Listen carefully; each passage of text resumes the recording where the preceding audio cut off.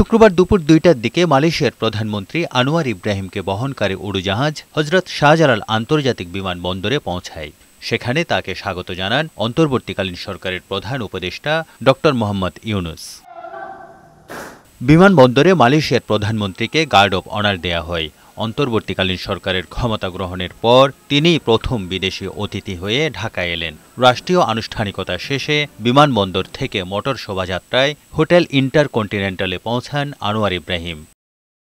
পরে ইন্টারকন্টিনেন্টাল হোটেলে দুই সরকার প্রধান একান্ত বৈঠক করেন। বৈঠকের পর যৌথ সংবাদ সম্মেলনে অংশ নেন ড মোহাম্মদ ইউনুস ও আনোয়ার ইব্রাহিম। এ সময় ড ইউনুস বলেন, বৈঠকে মুক্ত বাণিজ্য, ভিসা সহজীকরণ ও কর্মসংস্থান সৃষ্টির বিষয়ে আলোচনা হয়েছে।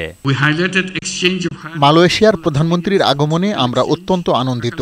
আমরা দুজনে একান্ত বৈঠক করেছি। সেখানে ফ্রি ট্রেড এগ্রিমেন্ট, শ্রমিকদের সহায়তা সহ দ্বিপাক্ষিক আরও নানা বিষয়ে আলোচনা হয়েছে।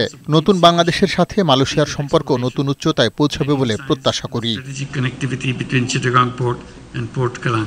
মালয়েশিয়ার প্রধানমন্ত্রী বলেন, মুসলিম রাষ্ট্র হিসাবে বাংলাদেশকে মালয়েশিয়া বিশেষ গুরুত্ব দেয়। বর্তমান প্রেক্ষাপটে ইউনুসের নেতৃত্বে জনগণের কাঙ্ক্ষিত বাংলাদেশ গড়ে উঠবে বলে মনে করেন তিনি।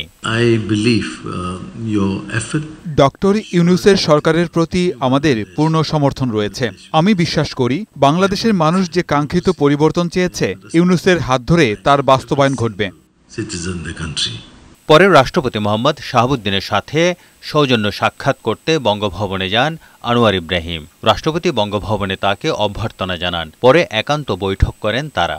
এ সময় রাষ্ট্রপতি বাংলাদেশ থেকে আরও দক্ষ ও স্বল্পদক্ষ জনবল নিতে মালয়েশিয়ার প্রধানমন্ত্রীর প্রতি আহ্বান জানান।